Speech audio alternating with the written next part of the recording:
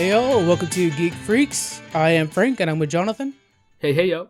And today we are doing Picard Season 1, Episode 5, Stardust City Rag. Jonathan, overall, what'd you think of this episode? I liked it. This was action-packed. This finally got us where, I was hoping we were going. Yeah. We brought in 7 and 9. She's a phenomenal character. Not my favorite, of course, from Voyager. A lot of people put her above everybody else now. She's awesome. But it's nice to see her in this show, so I was excited. Yeah, great episode. I think the structure of this episode is the best so far. I would argue that this is the best episode so far. What do you think? Is this the best one? Yeah, I think so. I mean, there was a lot of, building that had to be done to get us where we are now, and they're not trying to rush it, which I appreciate, but it was kind of dragging on and getting a little slow. So yeah. I did notice, and I appreciate that they didn't have any of that Borg Cube artifact romance stuff going on in this episode. So it just flowed so nice. much better without it, man. Right? Yeah. So it was a really good episode. Yeah. And I think the next episode's the last time we'll have anything to do with that. So that'll be interesting to see how it goes. All right. So let's start off. We started 13 years before the events of Picard on planet Vergessen. At this facility, they're farming Borg parts and they're dissecting somebody on the table. Now, did you recognize who that was on the table at that time?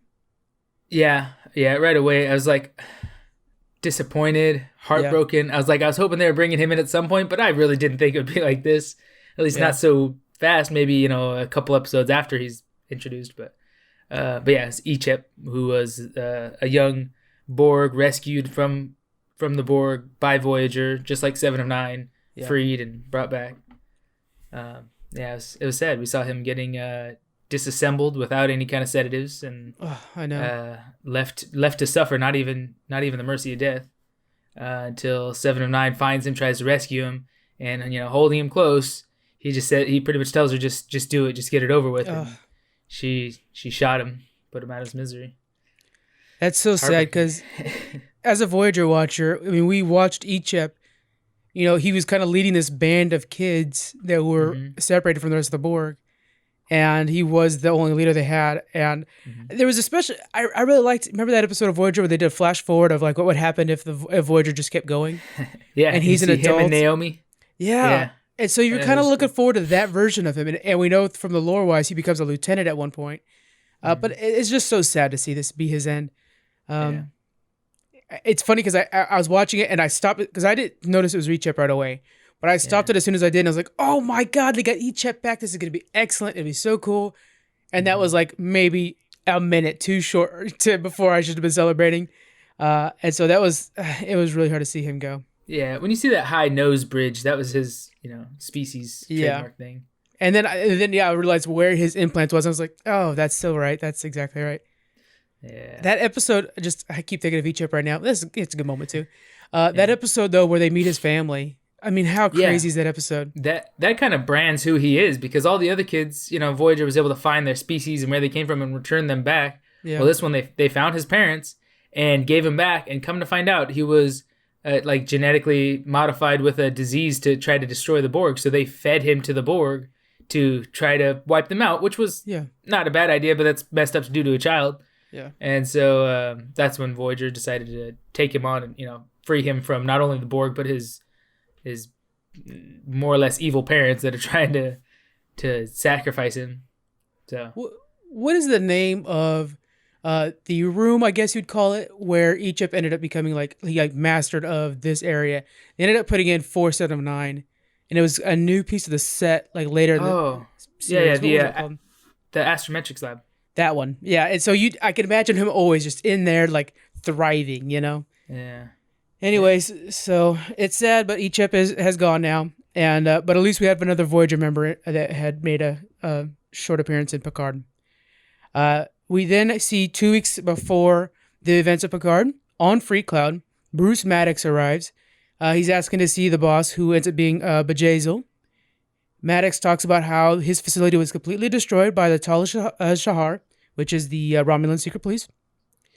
Bjayzl, we find out, has poisoned Maddox, and he ends up collapsing. And then she reveals that she's working for Tal Shahar.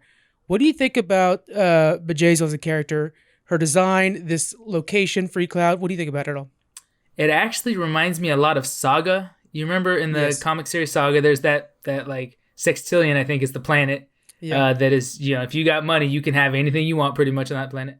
It has a lot of that feel. I do kind of like Bejazeled's character. I like her outfit. Looks really cool. That costume design is real sleek and cool looking. Yeah. I just wish they spent a little bit longer, like a introduction prior in a episode before or something like that. Just a wink that would give us a little more depth to who she is and a little precursor before making her such a powerful character.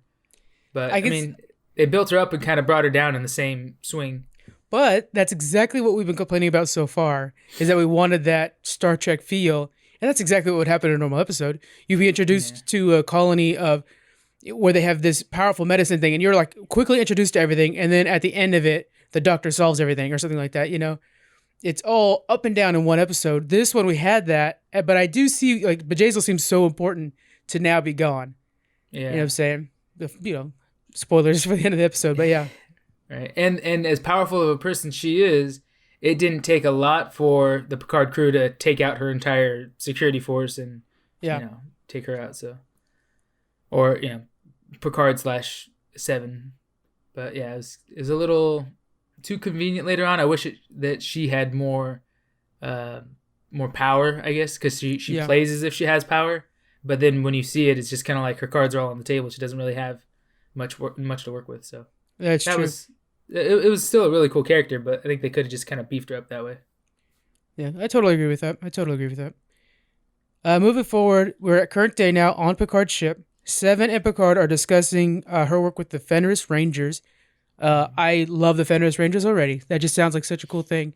Apparently, they're a force or a group of people who rose up after Starfleet kind of shuttered their doors to a lot of different societies, and are going around and bending the law to help others.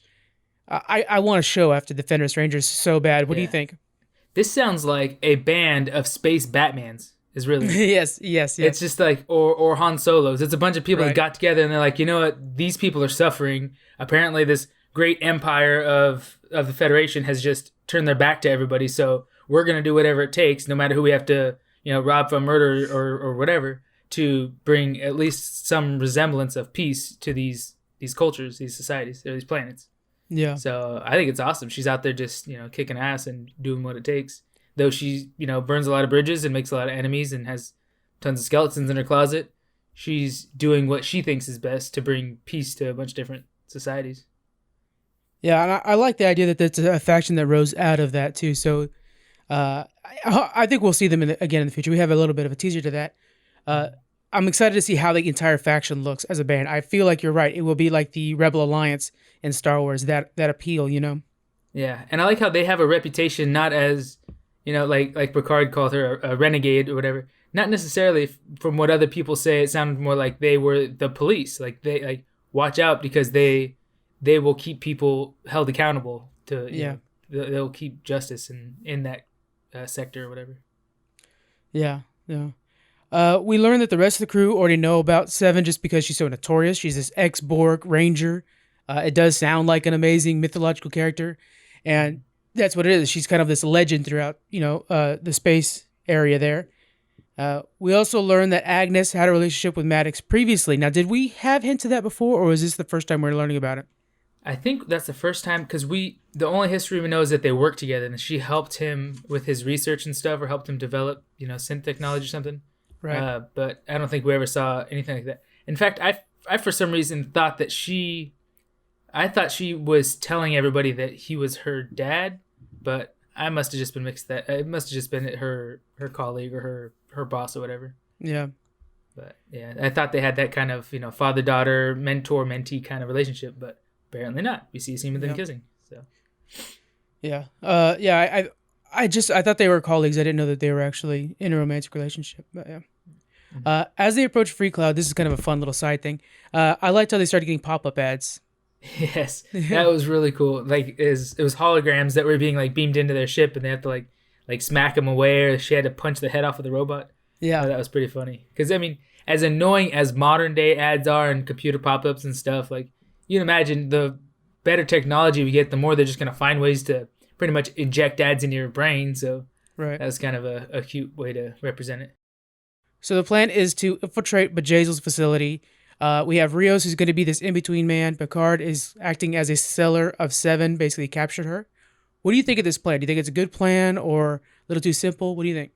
I think it's good. It sounds like some of the, not even earlier, but just a general like a Star Trek kind of covert ops. Let's make this play for a trade kind of deal. So it's fun. It's not super sci-fi, of course. It's kind of the other side of Star Trek, but it's very reminiscent of traditional Star Trek, I think. So I thought it was cool. So Rios is in between, man. He has this really cool like outfit. He looks like a pimp out there. And then we have, I like how Picard, he leans into his French accent because Jean-Luc Picard is French. He just has this English accent, but he really leans into his French accent. He's got the eye patch. That looks pretty cool. Anyway, so while they're doing this, let's go ahead and look over to what Rafi's doing. Rafi's not joining them because the plan was that once they got to Freecloud, she was going to separate from the crew. It was assumed, by you and I think meant to, she was there for drugs. But she had a different plan. What was Rafi's plan when she got there?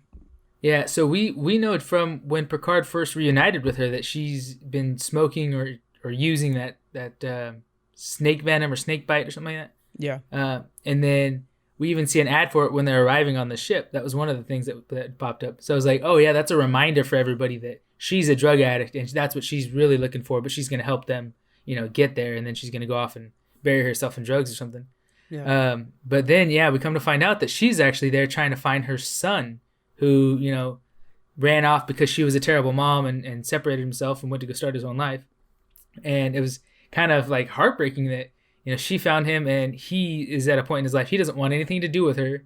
And he was just bringing his wife, who's now pregnant, or girlfriend, we don't know, but who's pregnant. They're, at the doctor to go check up on the baby or whatever.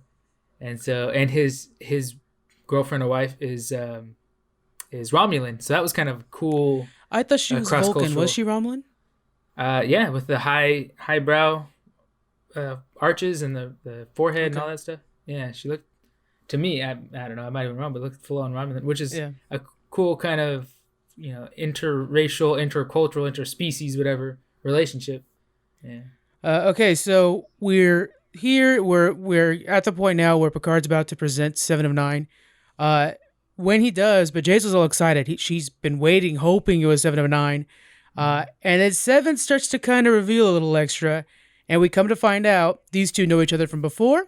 Bjayzl was actually a member of the Fenris Rangers, like a covert member. She was in there to try to find more people like 7 of 9. And 7 revealed Ichep and where he was at, because at the time he was a lieutenant. And so then Bjayzl set up this ambush. So we now know that 7 of 9 was down with being bait because she wanted to get in front of Bjayzl. She wants to kill Bjayzl in event to avenge Ichep. Do you think?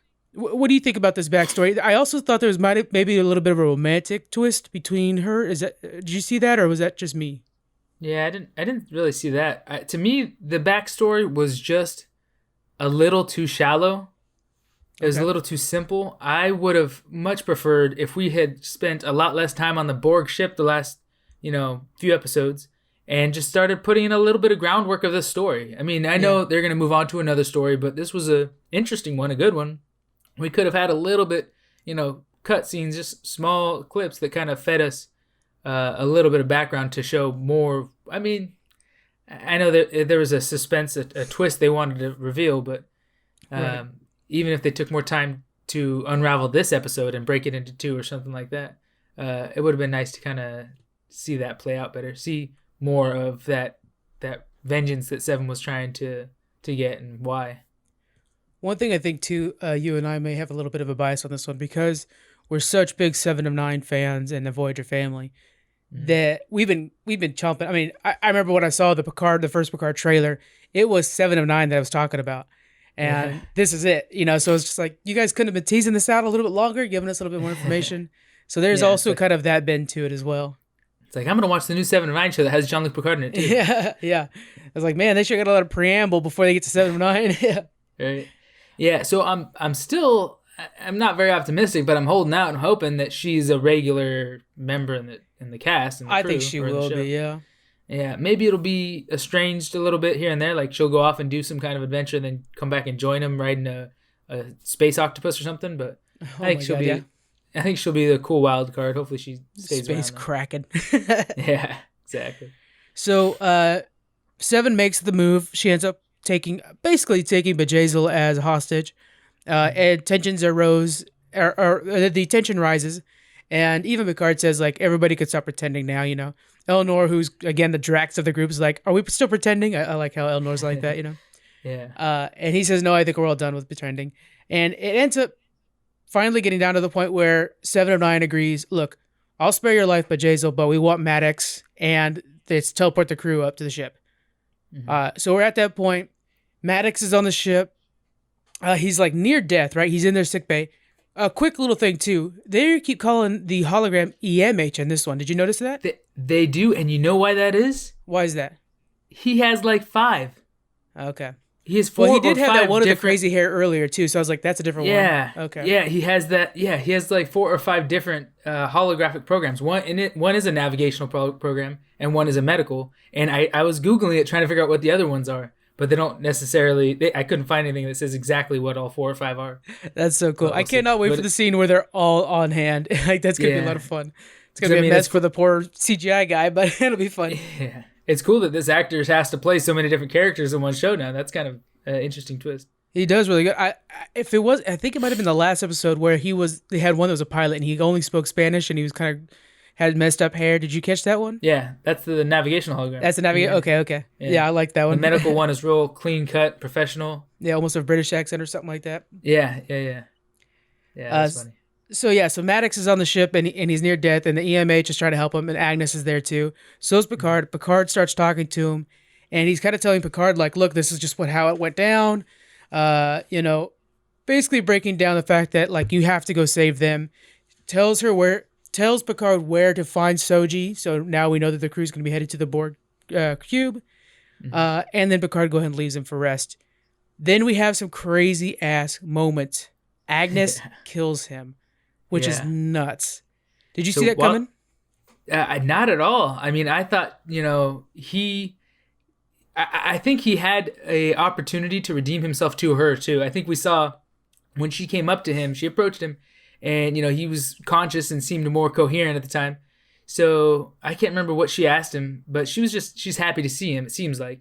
And he didn't respond the same way, didn't respond the way that she was expecting, I think, because she wanted like a big heartfelt reunion. She wanted him to call for her to come and give him a big hug or something, or a kiss, or she thought he might be longing for me, and if so, maybe I'll spare him, or we can run away and be psychos together, kind of thing. Yeah. But when she realized that he started asking her, oh, did you get a chance? Did you meet her? Did you meet either of them, Soji or whatever, Daj?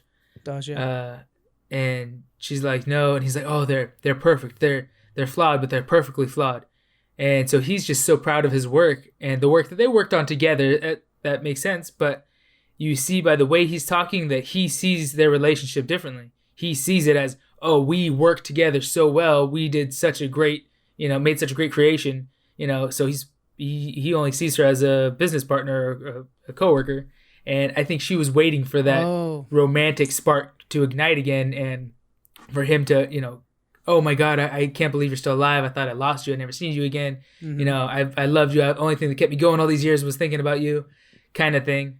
And since that didn't come, I think that was the tipping point that put her like on the other side. Like, okay, she mentioned during that scene that she wishes she didn't know what she knows. She wished they didn't show her what they showed her, which I assume is the Romulan secret police must have, opened her eyes to something. No. Hold on, John. I got to step in, man. It's Commodore O.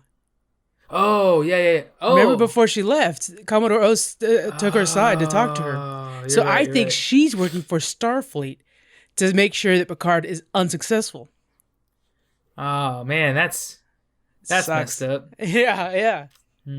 Well, I was totally expecting the scene where he was asking about Dodge and all that. Yeah. Like, I really think she was expecting a romantic embrace and all this, and it was just kind of a professional coworker thing. So maybe, and you can see it's, you kind of see her face turn like, Definitely. oh, that's where we're at. All right. And on that case, if this is just business, then I got business to tend to. Yeah. If this was something else, then maybe I can, clock out for a minute. But yeah, maybe she expected like their relationship to be stronger than the stripes of Starfleet, and then when he's talking about business only, then she's like, well, then he's about business. Yeah, I see what you're saying there, and so she had to stick with her plan as well. It's just freaking nuts because I didn't see it coming at all. It just blew me away. Yeah, so I don't know if we ever actually said, but she kills him. I think so. I think we mentioned it, but if not, then yeah, that's important to know right now. Yeah, if people are listening, like, okay, she did this and he did that, and what happened? Yeah, and then she bought him a puppy. It was unreal. Yeah, now he's got to take care of a puppy for 15 years. That sucker. No. Oh yeah. But she pretty much, pulled the plug, like we would say nowadays. But she turned off some respirator or something like that was keeping him alive, and the EMH came up to try to save him, and she deactivated the EMH. So well, who's a witness now? Yeah, true. Actually, I didn't even realize that. Yeah. All right. So that was intense. Yeah, that was a pretty high point right there. Then we see Rafi's back on the ship. They didn't really kind of show her, but they're like, oh, she's a stowaway now, and she's just in her room hanging out. So we know Rafi's back with the crew, which I'm really happy about. That that's a character I'm really growing to like. And then how do you think she's gonna go moving forward? Her character. Yeah, it's she has a choice right now. She could either sink back into her old habits, become re-addicted to drugs, and then she could be that character, or she could be the redemptive character that's trying to put her past behind her. I would like to say like a Tom Paris. Yeah, that's what I'm hoping for exactly, because when she met her son, again, he was still disappointed and didn't want anything to do with her, and you could see she just was heartbroken, of course. So I'm hoping that, she takes this as an opportunity to redeem herself and, prove her what do you call that? Integrity. Yeah. To her son, so that maybe he'll take her back in. Yeah, I'm hoping so. I really like that character. Yeah. Last up, basically, Seven says she's going to leave the crew, and she's going to be taking. She asks, she's going to join the Rangers. The Rangers are going to be picking her up. She only wants 2 phasers. And she leaves the Ranger coin behind. This Ranger coin, I got a real Game of Thrones Arya kind of thing out of it. Uh-huh. Like, if you need help, or this is your passage into certain places, or something like that. Did you get that vibe at all? Yeah, definitely. Now, I was wondering, though, is that a coin that only a Ranger keeps? And it's a token of, your who you are kind of thing? Like, her giving that off to him, does that mean she's no longer going to be by the code of the Rangers? That'd be kind of cool. Yeah, I could see that. That's what I was thinking, because she handed that to him and then she beamed down and did what she did. So I'm like, oh, was that her just throwing away what law she was trying to follow for all these years, and now she's just going to be lawless? Completely. I actually thought it was kind of like in John Wick, this is your coin, this is your favor. Like, in John Wick, they use these coins as like favors. Yeah. I thought, here you go, here's a favor for us, type of thing like that. Or like in Bob's Burgers when the biker gang gives him the sticker, that kind of thing. Yeah. I don't know, yeah. Either way would be cool. I'm so ready for more Seven, and I really hope she comes back quickly. Yeah. So we'll see how it goes. But yeah, she does beam down to the island. She faces Bjayzl with 2 phasers, kills her, and shoots her way out. Mm-hmm. Seven is off the handles, I guess. Now, Trek.com, I was kind of doing some follow-up research on this, and Trek.com is an awesome resource. You guys should check them out. They tweeted out a video with the volume turned up on the music. Uh-huh. Did you know that when she's leaving, it's an altered version of the Voyager theme song? What? Yep. Yeah.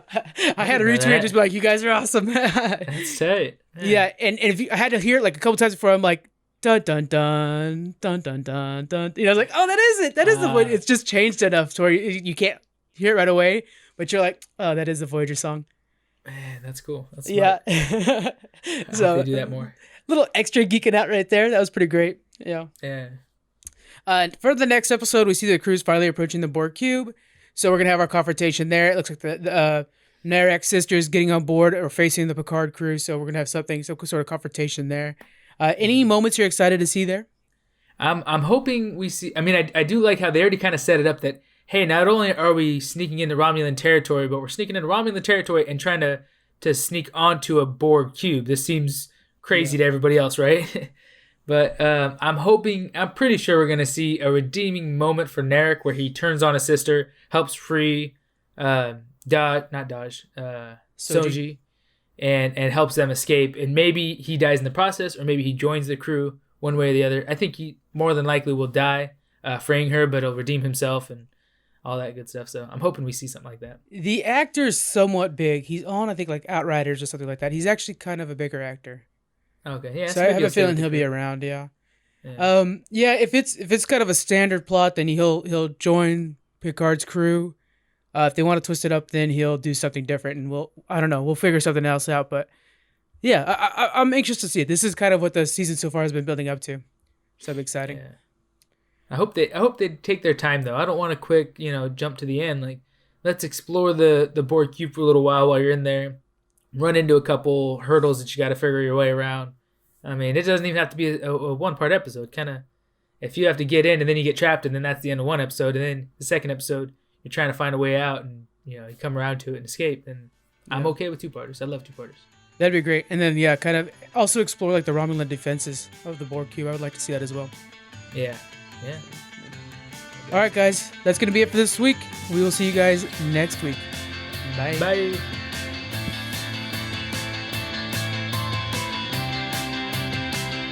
Thank you for joining us on the Geek Freaks podcast. You can find us on Twitter at GeekFreaksPod. We're also on Facebook, Instagram. You can email us. We have our Patreon and a store. All those links are in the description. Thank you so much for joining us, and we'll see you guys next week.